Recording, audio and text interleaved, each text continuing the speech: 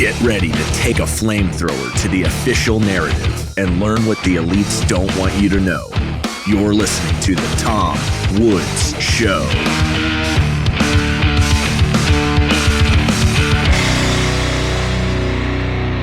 Hey everybody, it's Tom Woods, and this is episode 2655 of The Tom Woods Show. We're going to do something a little different today.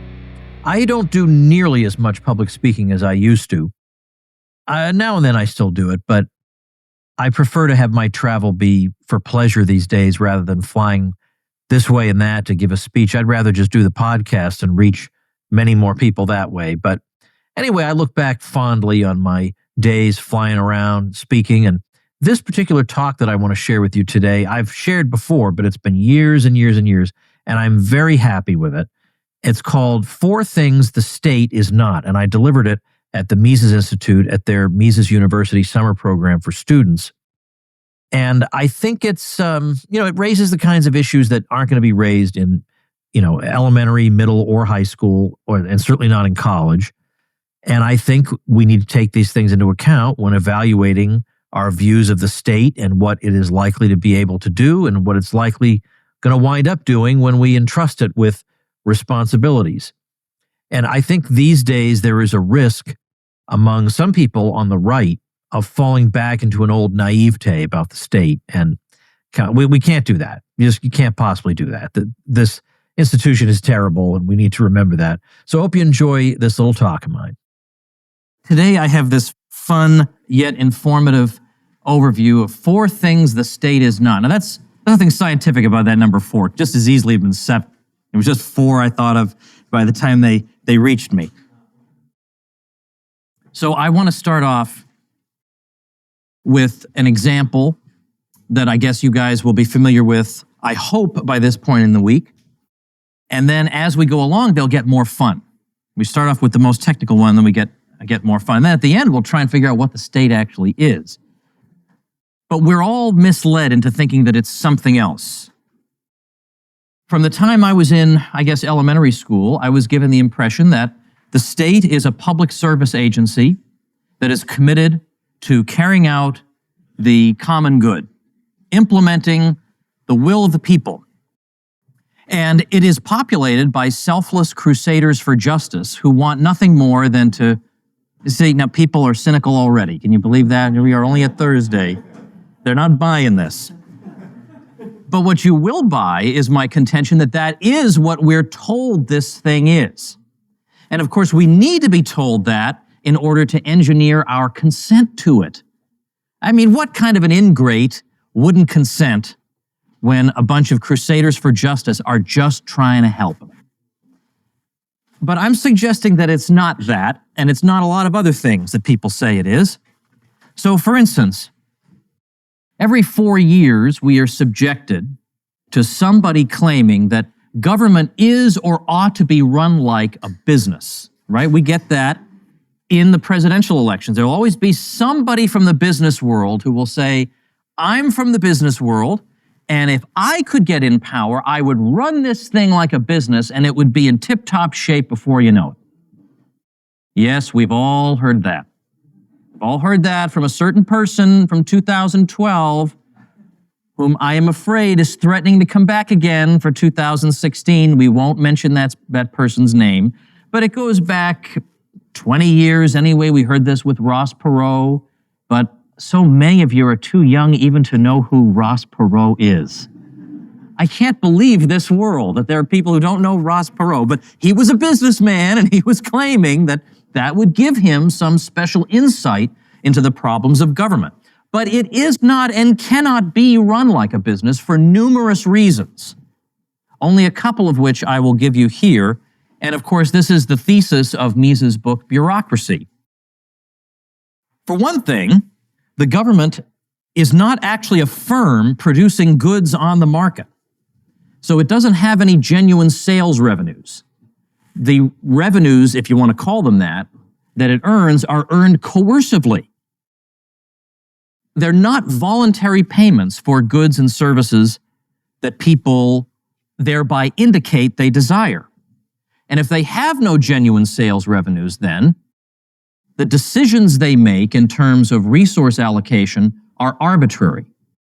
A private owner is not arbitrary in his resource allocation because he can calculate profit and loss, and he can get some feedback from the general public about what they like, about what he's producing, what they don't like, whether he's producing his product using inputs that are too expensive or that are more urgently needed in other lines of production. All these things he can calculate thanks to the profit and loss system and the price system of the free market. The state does not have this.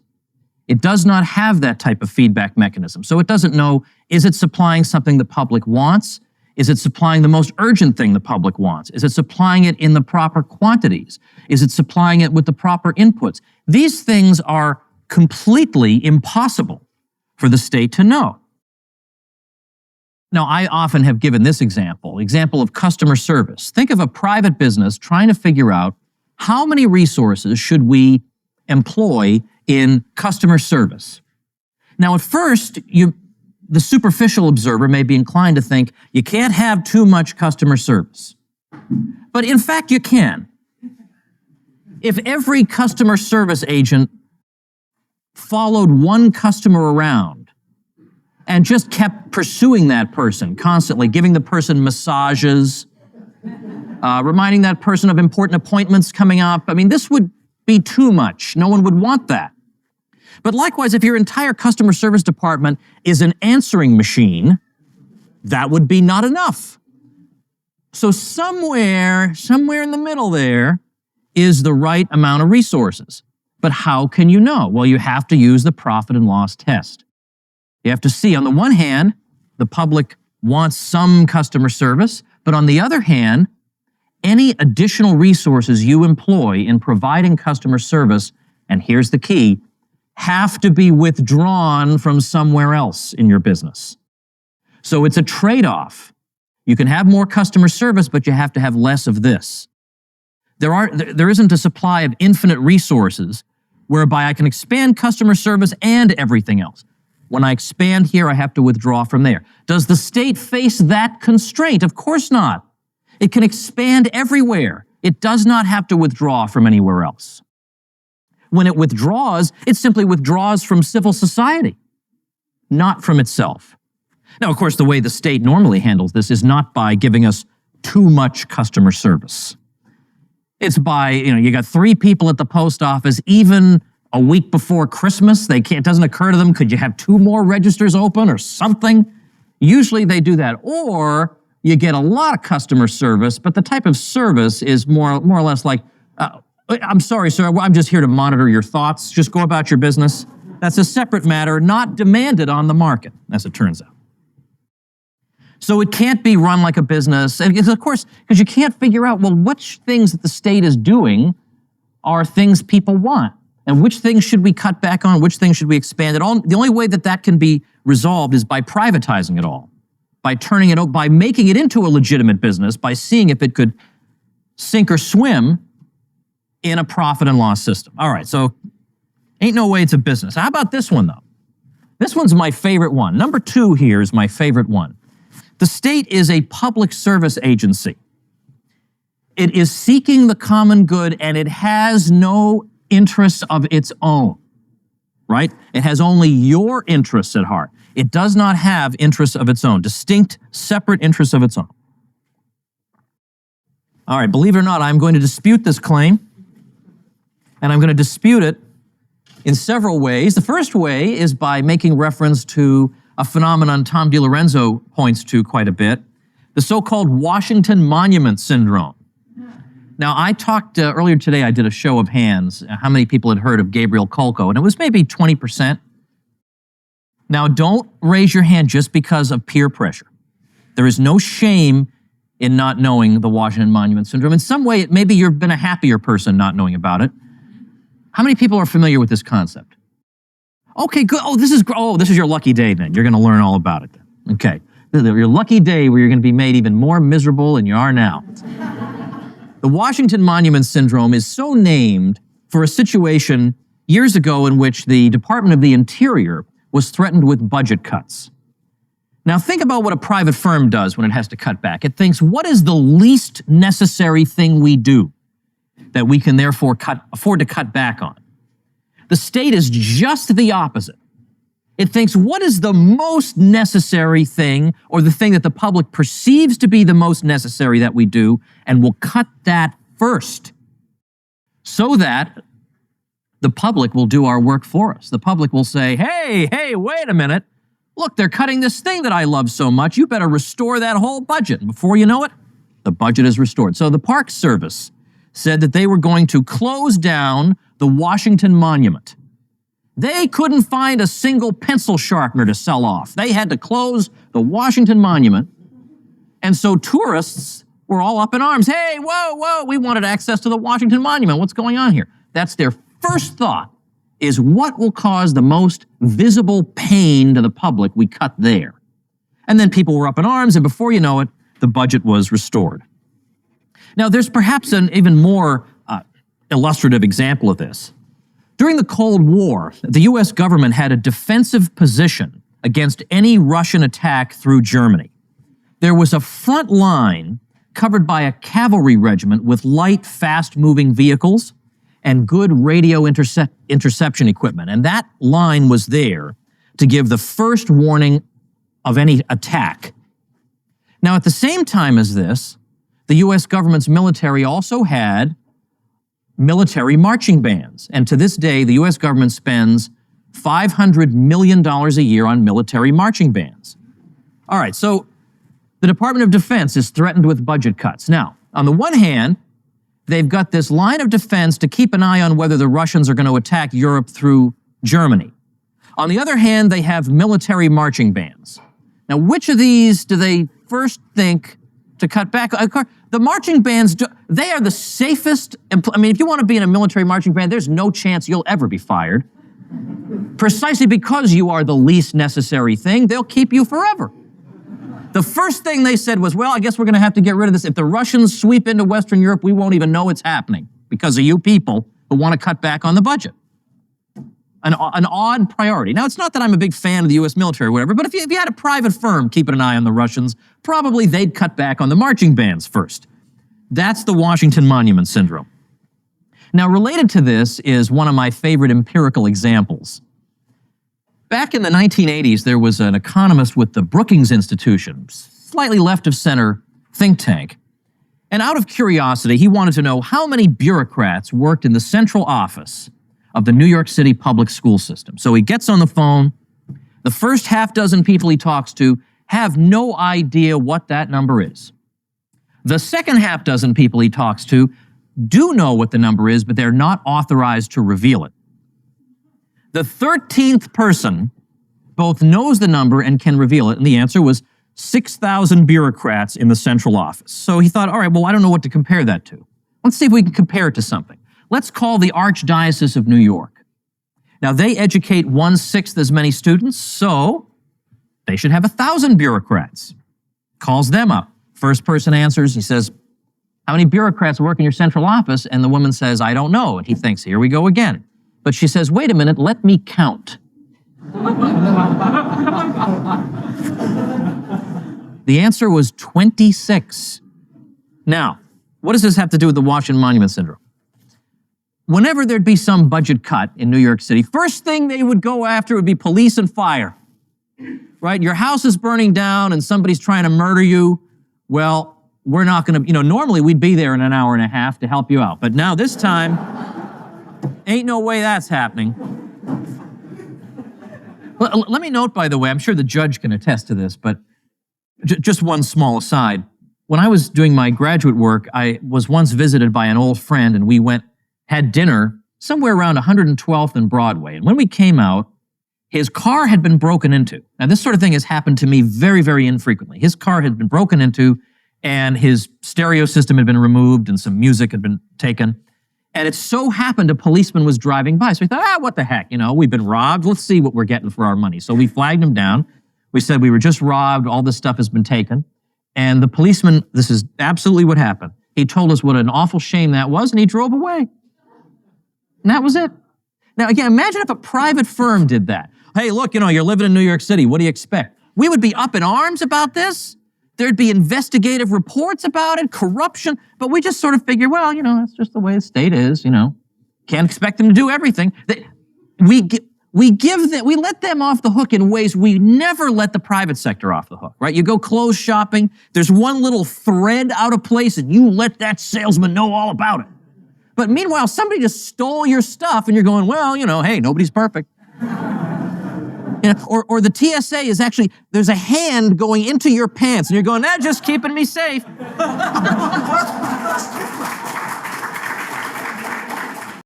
When we were dumb kids, we were barely even aware of the sacrifices our dads made for us. Well, with Father's Day just hours away now, it's time to let him know that you did notice after all. And I have a great idea for you to make Dad's Day special. Omaha Steaks makes it easy to deliver an unforgettable gift for that great dad. And when you shop online and pick up in store, it's never too late to find the perfect gift. Plus, I'll get you $35 off. The Woods family's been ordering Omaha Steaks for about 15 years. Delicious, convenient. We've always got a bunch of steaks on hand. Every steak is perfectly aged to maximize tenderness and hand cut by master butchers. And steaks are what your dad wants. He doesn't want more socks. He doesn't want any of these other things. He just loves some steak. And it's not just steak that you can get from Omaha Steaks. We're talking about burgers, chicken, pork, seafood, dessert, and easy-to-prepare comfort food. Well, this Father's Day, give Dad the world's best steak experience with Omaha Steaks. Visit omahasteaks.com for guaranteed perfect gifts that deliver legendary quality. And for an extra $35 off, you'd use promo code WOODS at checkout. That's omahasteaks.com and an extra $35 off with promo code WOODS at checkout. See site for details. Now, look, I'm all in favor of holding the private sector to high standards because I know the private sector can meet those standards, but it is worth noting that we have this double standard. But my point is, at what point in New York do they say, we better go after the 6,000 people in that central educational office doing heaven knows what? Doesn't even occur. Those are sinecures. Those people will be there forever. Doesn't even occur to them, not even remotely on the radar screen. By the way, one more New York anecdote. John Kenneth Galbraith, a very prominent left-wing economist for many, many years, famously said there was nothing wrong with New York that a doubling of the city budget couldn't solve. Then they tripled the city budget and everything got worse. And so, of course, Galbraith came forward and apologized to everyone for, no, he didn't. You know that doesn't happen. Can't believe you fell for that. Apologize. These people don't apologize. Or what about something like the war on drugs? Now, I talked at the Mises Circle in Houston this year. We have this event every year in Houston in January about the war on drugs. We were talking about the police state. And I pointed out that the war on drugs, like all government programs, is not just a matter of winning an intellectual argument. You can't say to yourself, look, I was the captain of my high school debate team, so you just wait till the country hears my argument against the drug war. It's going to be over the next day. It's more than that, because there are people whose livelihoods are at stake here. It's not just a matter of dispassionately weighing the pros and cons and saying, oh, you know what? On second thought, maybe prison rape isn't the best solution to drug abuse after all. It isn't that. It's that people begin to subconsciously associate the common good with their own personal good. And their own personal good is, I get a salary from prosecuting the drug war. So the bureaucracies to which the drug war gives rise become self-perpetuating. And they're just going to go on forever. So when the budget cuts come along, they'll make sure that police and fire get cut, but these things continue. So it's not just the DEA and the military, but it's also the State Department, the Department of Agriculture, the Bureau of Indian Affairs, the land management.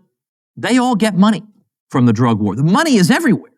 Tens of thousands of people work full-time on the drug war.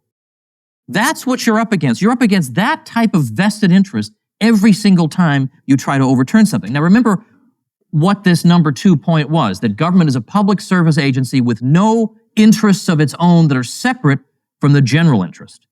But here, as we've seen, the state is a group of fiefdoms, self-perpetuating fiefdoms who want to expand their power and their budgets. And that is an interest that is at odds with the interests of the general public.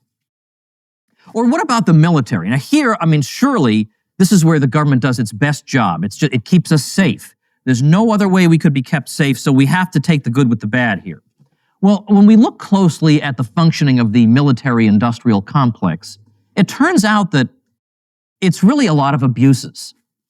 How about that? I have a chapter on this in my hideously titled book, Rollback. I have a chapter on the military-industrial complex. I'm very happy with it. It actually began as a paper at the Austrian Scholars Conference of the Mises Institute, which is now the Austrian Economics Research Conference held every March.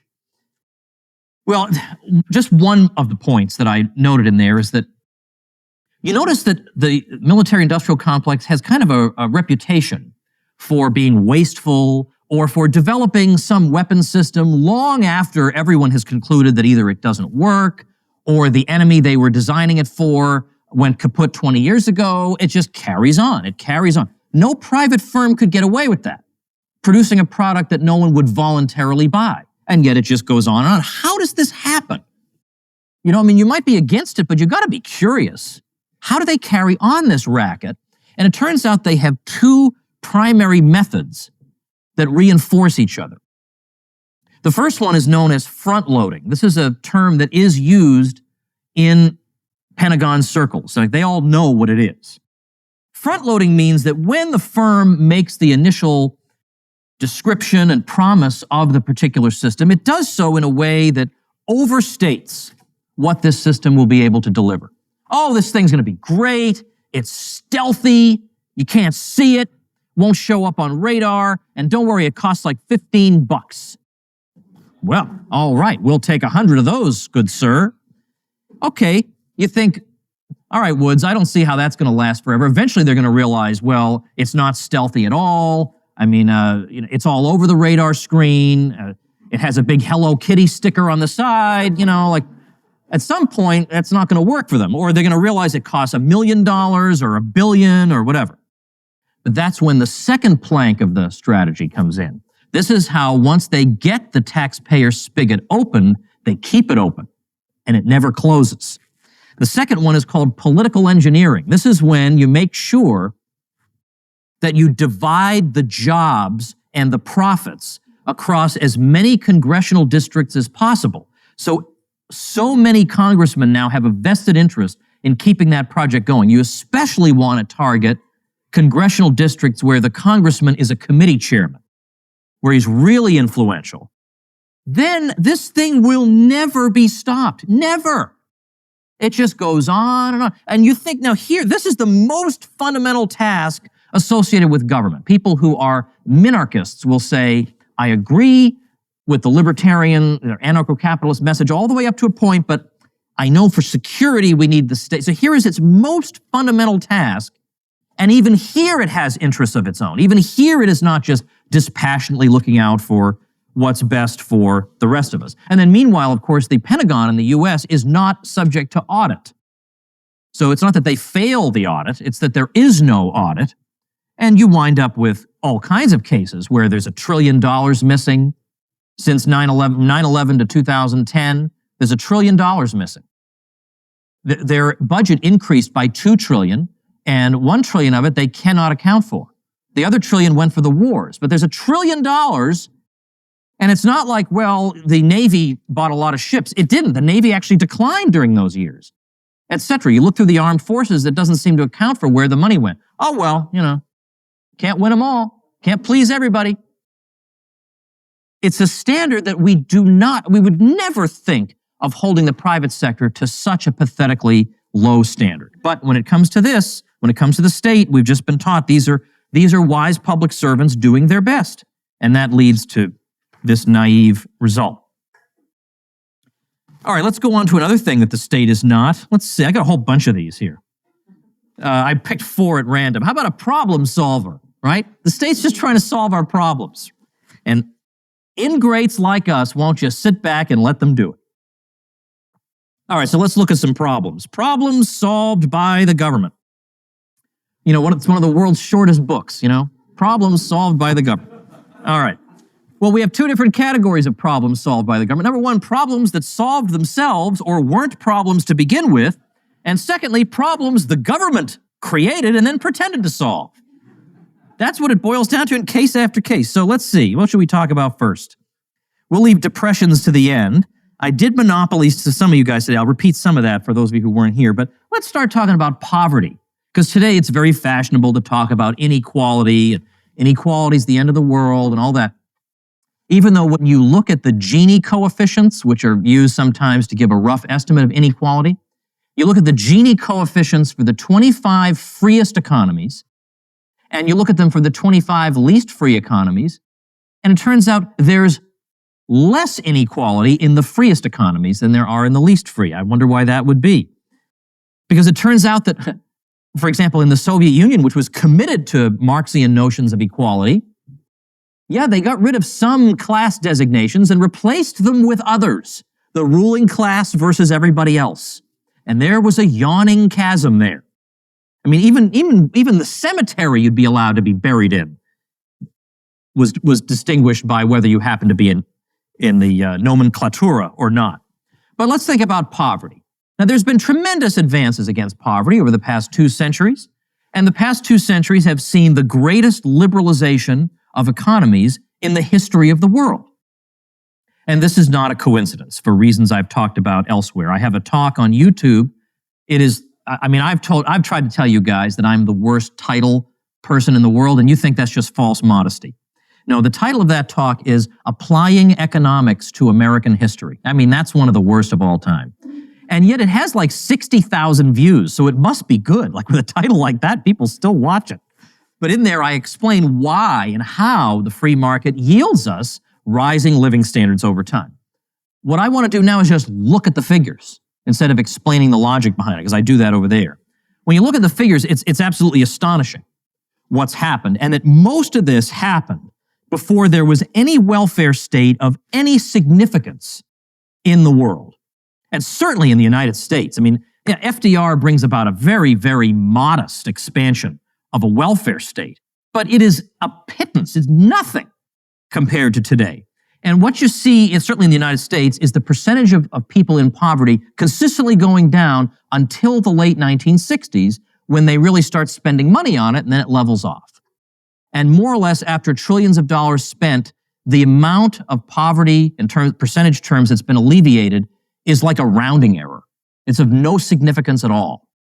And I often say, I realize this argument is not definitive, but just imagine if the situation had been reversed.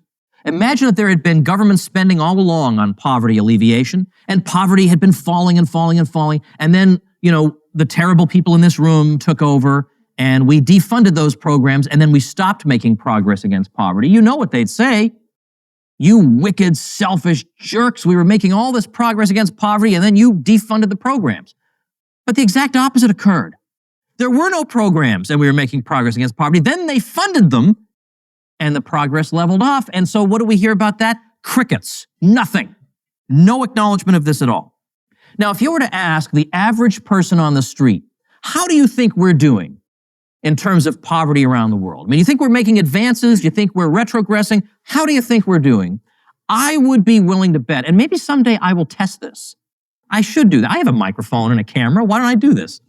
I bet you at least 7 out of 10 people will tell you poverty is worse than ever. Worse than it's ever been, right? I bet you they would say that on the basis of what they're learning in sociology or whatever. I bet they would say that.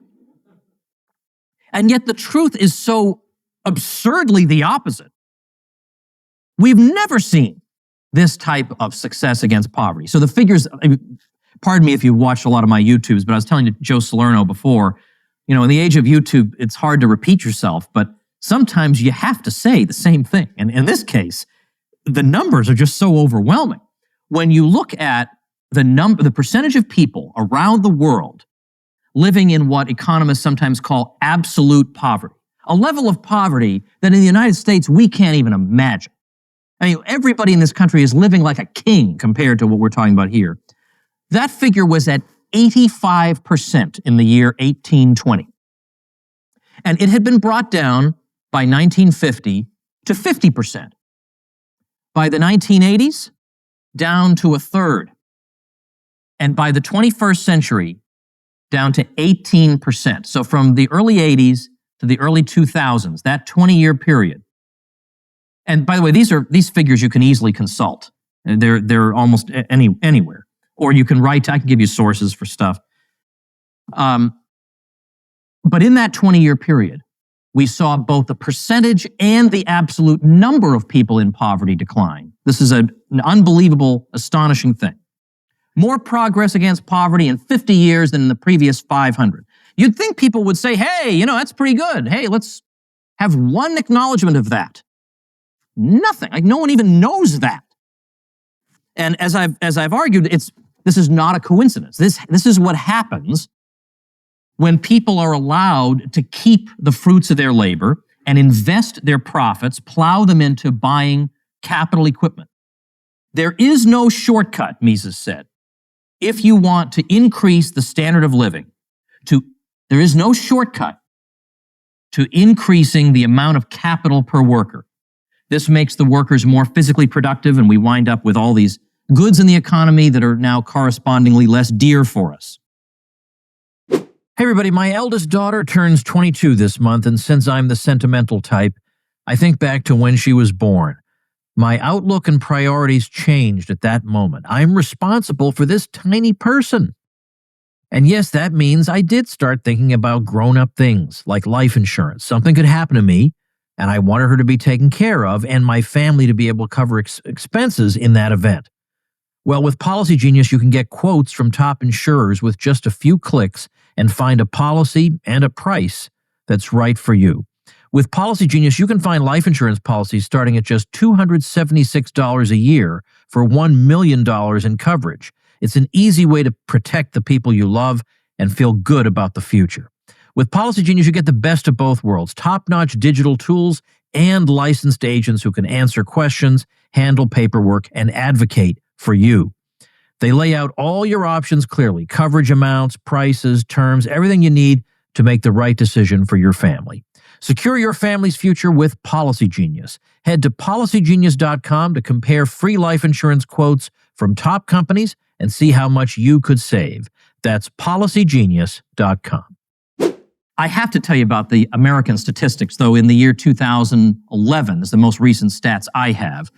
Now, in the United States, over the course of the 20th century, the figures are variable, but we see that the purchasing power of the lowest quintile of income earners increased anywhere from 10 to 20 times. Amazing, right? It's absolutely astonishing to see something like that. So as of 2011, and by the way, let me say as a caveat here, that my wife grew up in a very, very poor situation and had to struggle quite a bit, and my own father grew up in very challenging circumstances. So I'm not trying to make light of their situation. I'm not trying to say, hey, look, you have a flush toilet, what are you complaining about? I'm not saying that, because people do have a lot of challenges to meet. I simply want us to, instead of constantly criticizing the system that made it possible for us to live at the standard of living that we live at, to at least be grateful for it, okay? The ingratitude theme. We got to be grateful for what we have. So, for instance, 97.8% of people who are poor in the United States have refrigerators. You're like, refrigerators. Now you're really stretching, Woods. Everybody has a refrigerator. Yeah, I know. That's my point, right? Yeah, I know. That's what I'm saying. But you say, well, that's no luxury. But it is. It absolutely is a luxury. I mean, consider that at their vacation home, the Habsburgs in the early 20th century didn't even have flush toilets. I mean, yeah, they would have taken a refrigerator. And also, now some of you guys, I'm too young for this, but I watched the reruns of The Honeymooners. Ralph Cramden, now we all know that Ralph Cramden was a cheapskate, but it was at least plausible that in the 1950s, a household could still have an icebox instead of a refrigerator. Now, so for your icebox to work, there was a guy who came to your house with a giant ice cube regularly. Yeah, that's how they did it. It was a big ice cube. And that was considered normal as recently as the 1950s. They had no telephone.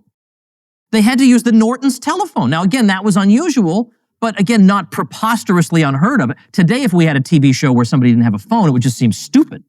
But it was at least plausible. You might not have a phone. You borrow your neighbor's phone. Today, 80.9% of the poor in America not only have phones, they have cell phones in addition to their landline phones. Cell phones that are like 500 devices in one. 96.6% have gas or electric stoves, 96.1% have televisions, 93.2% microwaves, 83% have some type of DVR. I mean, could you imagine somebody from Kenya? I don't know why I picked Kenya. That was at random. But suppose somebody came from Kenya just visiting the U.S. and we explained to the person what DVR is. They would not say, well, you must be really poor if that's your only method of entertainment. 58.2% have computers. And of those who don't, 100% have a local library that does. That's amazing. Like, we've never lived at a time like this. Now, it's not to say that material things are all that matter, right? Friendship is the most important ship of all. I know that. But, I'm happier with a refrigerator than I would be without it. I'm happy being able to cook things in my house than I would be not being able to. To some degree, it's a lie to say money can't buy happiness. Yes, it can, to some degree. It can't make you non-lonely, and it can't buy you a real friend, but it can make you more comfortable. Tell somebody who's sitting in Auburn, Alabama, when it's 110 degrees out, and they can't afford air conditioning, well, that wouldn't make you happier anyway.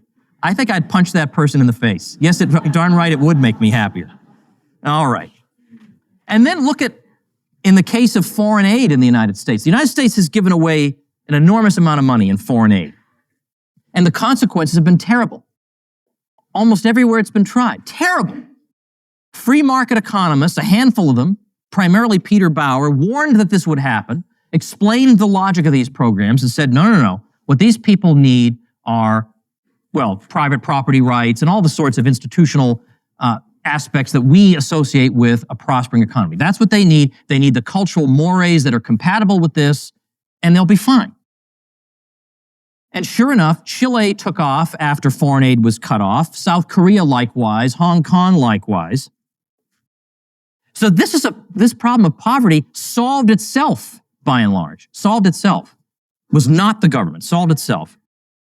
All right, Harb, I'll do monopolies quickly because some of you heard my presentation on that today. But this one, though, this one, your teacher really lets you have it, right? Just in case you were going to be sympathetic to the free market. Oh, no. No. The economy was dominated by guys with cigars in their mouths with an evil cackle, and a gold tooth and a monocle under laissez-faire. You can't have that, man. We need competition. We need whatever, okay? But then I went through with you guys, and I gave you some references, and we looked at some actual people and actual industries where the accusation of monopoly has been the most frequent over the years. And we saw that actually what they did was they increased output and they lowered prices dramatically. Andrew Carnegie overwhelmingly reduced the price of steel rails by about 90% in just a quarter century. That has ripple effects through the whole economy. That's more than any government has ever done ever in terms of increasing the standard of living. Because, the government can take your stuff and give it to another person. Yeah, any idiot with an IQ of 50 can do that. But when Carnegie lowers the price of steel, this makes everything cost less. So this increases the purchasing power of everybody. And now you have more left over to go buy more stuff and to make your life more comfortable. So he does that. Rockefeller, when it comes to kerosene, when it comes to oil refinery, prices dropping dramatically. We talked about the figures there. By the time the government dragged him into court, his market share had already dwindled just through normal market competition. Cornelius Vanderbilt in steamboats and steamships. First, he was up against an outright monopolist by the real definition of the word. Robert Livingston and Robert Fulton had been given a 30-year monopoly on steamboat traffic in New York by New York State, and so he was undercutting them illegally by shipping passengers at low fares and not getting caught. Finally, that was overturned, and he goes into business and he's opening up routes all over the place. New York to Philadelphia, New York City to Albany, New York to Providence, to New Brunswick. And every one of those fares is cut in half, is cut by 7/8. Some of them are cut 100%. He actually cut the fare from New York to Albany to 0 and just said, I hope you're hungry while you're on board. I'll try and sell you some food. And that was how he prospered against the competition. Then later on, he had subsidized opponents by the 1840s. He crushed them completely. This free market guy.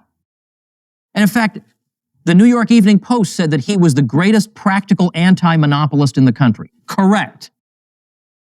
He was not a monopolist in any sense of the word that would be in any way meaningful or helpful to advancing our understanding. So you have examples like that. You have James J. Hill on the railroads, doesn't get any subsidies, and yet he prospers.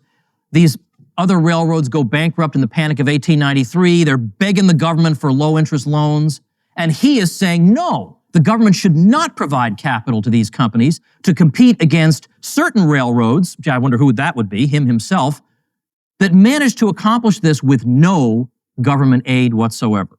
Oh, you can't build a railroad without government aid. Well, who are you going to believe? That claim by your teacher or your own eyes? Because you have James J. Hill in front of you. Or the great example of Herbert Dow. I went through this today. I gave the long version. I'll give you the short version here. Herbert Dow, the chemical manufacturer. I talked about his work with chlorine, but here I'll just do bromine. Some of you know this story, but long and the short of it is Dow is a great, innovative chemical man in the U.S., and he wants to sell bromine abroad, but the Germans dominate in Europe, and a German cartel does all the sales of this chemical in Europe. And they actually visit his office and say, we have evidence that you have been selling bromine in Europe. Well, yeah, as a matter of fact, I'll just tell you right now I've been doing it. And they can't, no, you don't do that because we're selling it, and they're selling it for 49 cents per unit, and he was selling it for 36. So they gave him a visit, and he just ignored them. So they thought, well, we'll just drive him right out. Well, we're going to use predatory pricing, which supposedly drives out all competitors. So they're going to drive him out by selling bromine in the U.S. for 15 cents. And that will destroy Herbert Dow. So, but his response is, well, they're going to sell it that cheap. I'll buy it. So his purchasing agent buys up enormous quantities and then repackages it and sells it in Europe at 27 cents. Now, the Germans have got to turn a profit in Europe to make up for this heavy loss they're making in the U.S., and they cannot figure out what's going on. So they say, oh, we'll show them, we'll sell it for 10.5 cents. Even better. Well, and he gets another visit, by the way, and he's threatened that they're going to keep on doing it, like that's some threat. They're going to keep on doing this, and he says, I just don't care. And as he leaves the meeting, this representative of the German cartel is screaming threats at him as he's walking away. And they figure out what he's up to, but they don't really know how to stop this. They don't really know what to do about it. And they finally just give up, basically. They give up the fight against it. So I have an article online that I'll refer you to on the general subject of monopoly and so-called predatory pricing. Predatory pricing is this claim that somebody can become the sole supplier of a good by lowering the price of the product below cost. The competitors can't compete at that price. You drive all your competitors from the field, and once they're gone, you then raise the price and enjoy so-called monopoly profits. So I have an article on that because I went through the reasons, even though that sounds superficially plausible, it really doesn't work. I went through that in my talk earlier today, but you can also read it in an article of mine called The Misplaced Fear of Monopoly. You just Google that article will be the first thing that comes up. All right, so let's go on to, wait. I'll say one quick thing about depressions. I wrote Meltdown in 2009, so I sort of more or less refer people to that. But I wrote that book because I knew that the Paul Krugman version of events was going to ossify into the conventional wisdom if there wasn't at least some attempt to challenge it right away. And so Meltdown was actually the first book on the market that dealt with the downturn of 2008 and also covered the bailouts. There was one book that slightly beat me on the downturn, but it was too early for the bailouts. So we rushed this thing out like crazy. I was a complete lunatic and mental case at that time, but we did it. It got done, and to my amazement, it spent 10 weeks as a New York Times bestseller. I mean, you know the economy is bad when people want to read about business cycle theory, that much. But that was great. That was a wonderful moment for me, and I think it was nice to see that happen. But my point is that in that book, I give, I hope a reasonably compelling case that this was not a matter of the government and the Federal Reserve were just innocent bystanders, carrying out their usual efforts to bring about the common good. And then one day, out of nowhere, a housing bubble burst. Right? And it occurred on their watch, but as usual, they were just innocent bystanders. And that's true of everything with the U.S. government. When there are military attacks or whatever, it's always because they were just standing there and they're just so awesome that the rest of the world is envious of them and these things happen. Well, I dispute that in there, and I go through and show the role of the Federal Reserve in all this, and the subsidiary role that was played by government, various forms of government intervention into lending. And you get this claim that the problem there was the government wasn't involved enough. As Lou Rockwell would say, if only they could have cracked some more skulls, they could have solved this problem. But on the eve of the crisis, it turns out that there were, on the state and federal level, 115 federal and state regulatory bodies tasked with the function of overseeing and regulating financial markets. 115. So apparently what we're hearing is that if we had 116, then we could have stopped this crisis, but only 115? But then when you look at these 115, or you look at the Federal Reserve itself, which is supposed to be the chief regulator of the whole banking system, it's not like they saw a problem coming, but their hands were tied by laissez-faire George Bush. None of that statement is correct. There's nothing in that statement that's correct.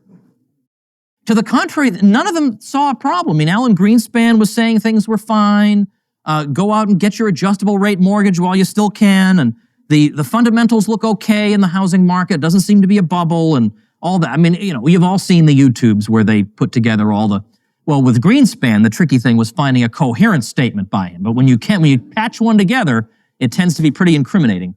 This whole crew hadn't had any idea at all what was going on. In fact, I had Bob Murphy on my Tom Woods show not too long ago, and we were talking about Janet Yellen, the current Fed chair, and she's being portrayed as the great prognosticator.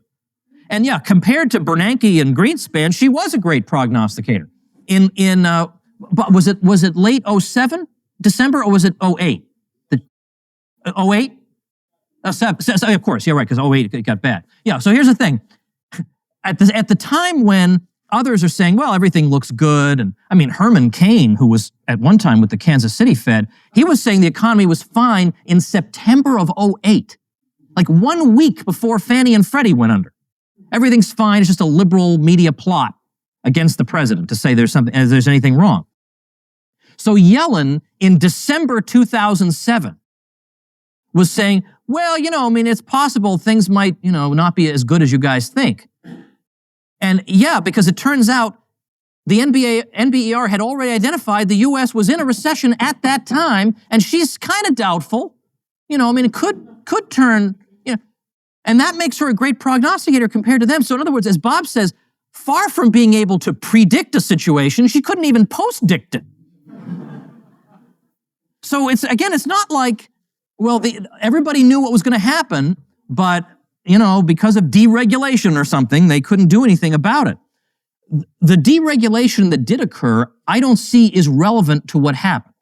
Because what happened basically was that banks made a lot of rotten loans, and that's a traditional function of banks, to make loans, and they made a whole lot of rotten loans. So the question should be, why did they make a whole lot of rotten loans? And it's not like all the features, securitization and all that. These were old features of the system. Whether they were wise or not is another matter, but this wasn't something that just suddenly occurred 5 years earlier. So there are a lot of, there's meltdown, and then I have a chapter in rollback that further develops the argument about why deregulation is a red herring on this. But here, my point is that I have made a case that it would be a little bit rich for the federal government to take credit for solving a problem, number one, they have not solved, and number two, that they caused. They were the cause of. It's like Paul Krugman saying, well, early on I saw there was going to be, housing had been given artificial stimulus.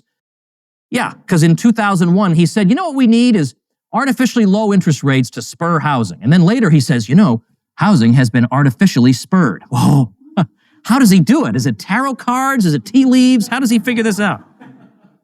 All right, so now finally, number 4, the fourth thing that the state is not, the indispensable provider of services, right? There are certain services we need, and only the state can provide them. Now, I will grant you that there are some tough ones that I will not cover here. So I'm not going to be able to consider every possible objection, but that's what we have Bob for, right? Bob will answer the rest of your objections. I want to take a few of the relatively easier ones and think, for example, let's think about safety. We need the government for safety. Now, I'm not talking about safety from terrorists. That's a separate question. I mean safety so that when you plug in your toaster, you're not instantly electrocuted. That kind of safety. Or you turn on your computer monitor and it doesn't blow your limbs off. Like, that's what I mean by safety. All right, so let's consider that. First, let's think about an office called OSHA, Occupational Safety and Health. Okay, this was started around 70, 71. And what they'll say is this institution has yielded us fewer workplace accidents and fatalities. Just look at the graph. And it's true. You look at the graph, those things have gone down since OSHA was established. But you know what they don't ask? At what rate were these things going down before we had OSHA? I mean, just out of curiosity, wouldn't you want to have some baseline of comparison? Like, as a society becomes wealthier, it becomes easier to make provision for safety. So let's just look. Well, it turns out, as usual, government is taking credit for an already existing trend. In fact, in the previous 25 years before OSHA, the decline in accidents and fatalities had been 70% faster than under. Now, that doesn't mean that OSHA has actually made it harder to deal with fatalities, but the point is that apparently something was making this happen, and there are a variety of explanations. There are wage differentials between different types of jobs that, if some jobs are more dangerous, so they pay more, and because they have to pay more, that gives the firm an incentive to try to diminish the danger so they can reduce the wage premium. There are all kinds of ways that you can deal with this, but the government will take that sort of credit for things. Or you know what? Here's a funny one: the seatbelt thing. Now, I don't really get up in arms about the seatbelt thing. I have too many things to worry about. I wear my seatbelt. It probably makes sense to wear the seatbelt. It's better than the airbag, which will kill you. But the seatbelt is probably okay. But they're claiming we have to do the seatbelt because that will save lives. And yet, Sam Peltzman at the University of Chicago drives them all crazy. He was getting threats about his research, scholarly research. And what he found is that actually, contrary to what you would think, the seatbelt law has not diminished the number of fatalities out there in traffic-related. All it has done is changed the composition of those fatalities. What he means by that is that there are fewer deaths among people sitting in the car, but because, and I know this is hard to accept, it was hard for me to accept at first till Bob talked me through it and then I got it. It turns out that with the seatbelt, without realizing it, people drive marginally more recklessly. So you have the same number of fatalities, except now it's the sucker on the bike who gets killed, not the guy safely in the car. But it's the same number overall. Now, this is not to say that the government couldn't figure out some way to make us all perfectly safe. I mean, they could lock us all in our homes, and take the electricity off or something. I mean, whatever. Like, they could figure something out. But the point is that you can't just automatically assume that because something is done in the name of safety, therefore it leads to safety. I mean, after all, we just had something passed called the Affordable Care Act. I mean, by now we know what these Orwellian titles mean. It always means the opposite. Of course, we're, many of us, familiar with the Underwriters Laboratories example of a private certification agency for electrical devices. You have the UL logo on the box. This means we're pretty sure you're not going to be killed instantly when you use this product. Now, what happens, though, if you are killed instantly when you use that product? Well, the reputation of Underwriters Laboratories suffers. They would, in the age of Facebook and Twitter, they would be mercilessly slaughtered in memes and everything else, right? I mean, it would be, that'd be like blood dripping from the UL, like, a guy, with a noose hanging from the letter L or something. It would be awful. Like, they'd be finished. But suppose the United States Department of Electrical Safety has this problem where they release a toaster that kills everybody. Imagine what would happen then. Would we say, maybe this isn't the right institutional structure. Maybe the incentives are off. No, we would double the budget instantly, right? So you see, there are divergent incentives that are at work. The matter of no, I was going to talk about occupational licensing, but because my time is limited, you all know that you probably know something about occupational licensing. This is an area where Milton Friedman is very good. But no, I want to just say something about I find this fascinating. The National Highway Traffic Safety Administration, founded in the 60s. This is to make traffic safer, right? And they say, look, we have made it safer. Because in the 25 years after we got that, the rate of decrease in fatalities per mile traveled was 3.5% a year. But again, the question is, well, what was the rate of decrease in fatalities per mile traveled before they had this? Again, just to have a baseline to compare it with. Would you believe 3.5% a year? How about that? So I raise these because I don't think these examples get brought up a whole lot. But they do shed a different sort of light on questions like this. All right, what about other things? Now, I'm running out of time, so I'll wrap up, but I think I have a good 6-7 minutes, so I'm going to use those babies. How about art? There's no profit in art, by and large, or you have to really, really work or have a niche to make a profit in art. And in fact, during the modernist period, it became very fashionable among modern artists to be so contemptuous of the public. First, contemptuous of the public because they're too stupid to recognize how profound my art is. So of course they're not going to voluntarily hand over their money. And secondly, I am entitled to their money. I am entitled to be funded by government funding. That was the attitude in the art community. And the argument would be that why would there wouldn't be enough art if it weren't subsidized. But here, this is refuted simply by experience. Because what is the budget of the National Endowment for the Arts? I don't think it has ever exceeded $200 million in a year. And yet, private donations to the arts amount to billions of dollars per year. And I bet nobody knows that. They think, yeah, without the National Endowment for the Arts, where would we be? You know, there'd be much, much less urine in our art. Well, maybe there would, but maybe that's what the public wants. I don't know. But again, to think about what the public wants is to just violate every standard of decency in the modernist community. My wife and I are on the mailing list of a theater in Kansas where we live. And it's called the Columbian Theater in Wamego, Kansas. This is where the Wizard of Oz Museum is located. So all of you who have been restraining yourselves not telling me Wizard of Oz jokes this week, I appreciate that. Don't ever go to the Wizard of Oz Museum, by the way. It's all replicas. There's nothing authentic in the whole thing. They have a display with ruby slippers in it. You say, oh, are these the slippers she wore? And you look at the thing and it says Judy Garland wore slippers like these in... Well, what am I doing here? I could have a Wizard of Oz museum in my own house with... Anyway, the Columbian Theater sent us an email because Sam Brownback, the governor of Kansas, apparently has cut the Kansas art, whatever it is, where they were subsidizing the arts. He just cut it. We don't have the money for it. We'll try and substitute private funding for it, but that's it. And they wrote us this email. They were so outraged at this because they were going to be out $5,000 for an entire theater. They're out a mere $5,000, and they haven't got the slightest idea what they're going to do. $5,000. What is that? 3 bake sales? Or you go to your 100 biggest donors and you say, "Look, we're gonna go out of business. I know you gave us 10 grand last year. Could you just hand over another 50?" That's all they would need to. I would actually, if I seriously thought that was the difference between them being open and closed, I would just write them a check. I mean, I'm sure there must be other people like me in the world, but they are so accustomed to this that it makes them all intellectually lazy and morally lazy, I might add. That the gun in the ribs is the way we're going to put our plays on. Well, maybe there's another way to put on a play. Maybe people might want to come see it. You could charge for tickets. You could then ask for donations, but they had no idea how they were even going to deal with $5,000. In fact, I guess back in New York, I was giving a talk at a church once. Had nothing to do with economics. At the end of the talk, a guy in the audience asked me a completely irrelevant question.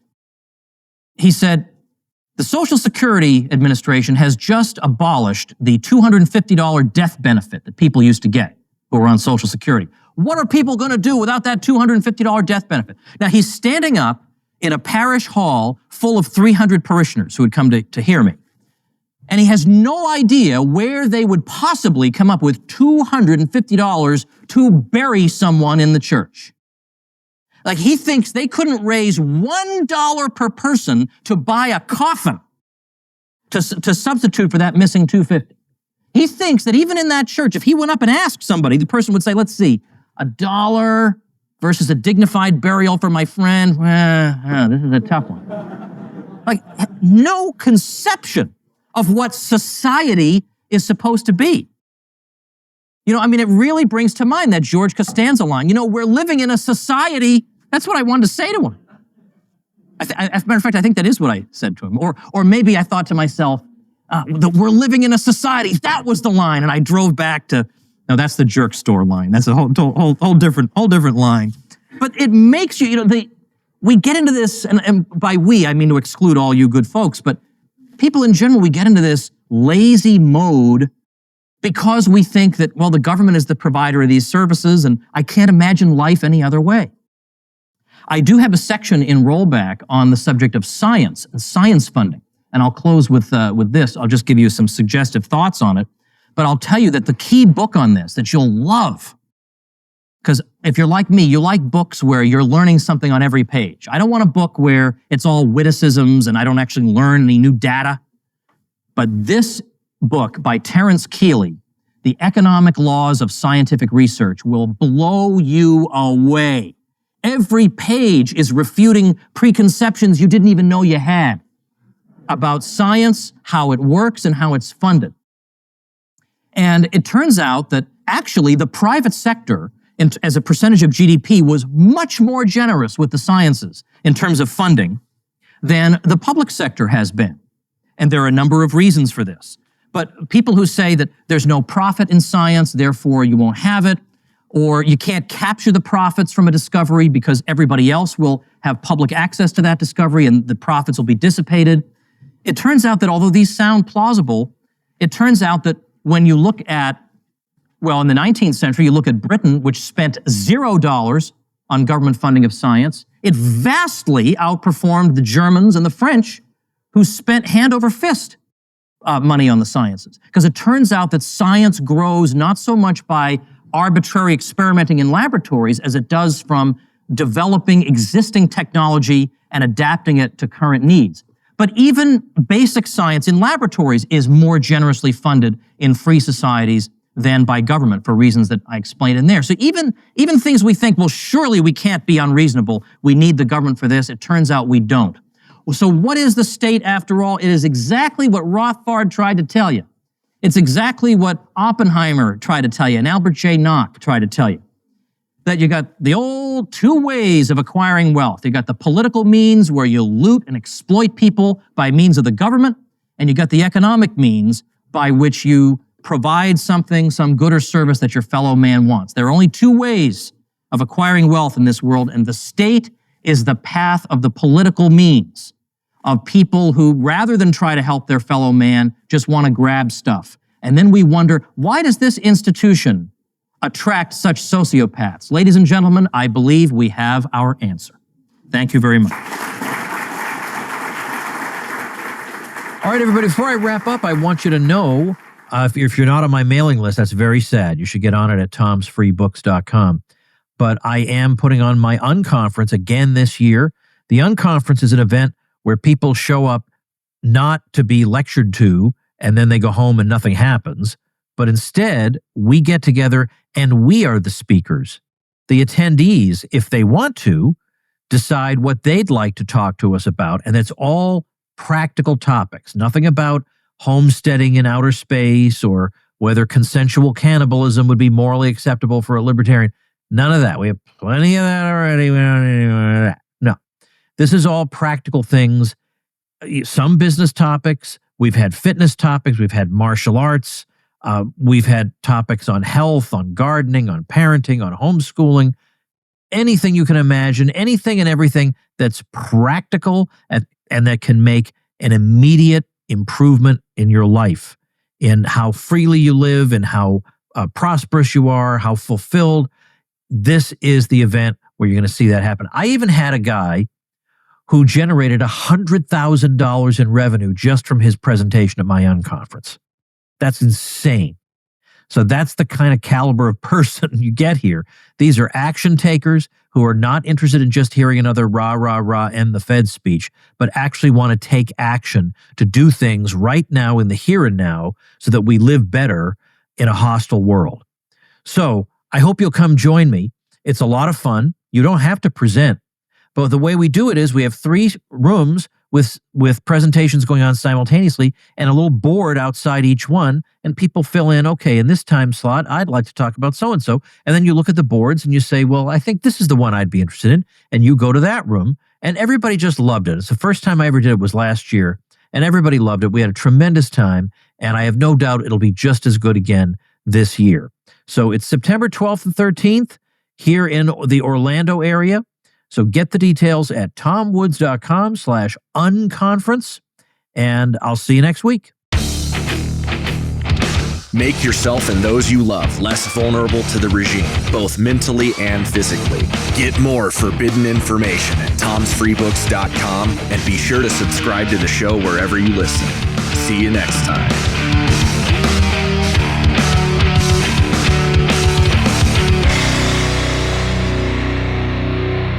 Like the sound of The Tom Woods Show? My audio production is provided by Podsworth Media. Check them out at podsworth.com.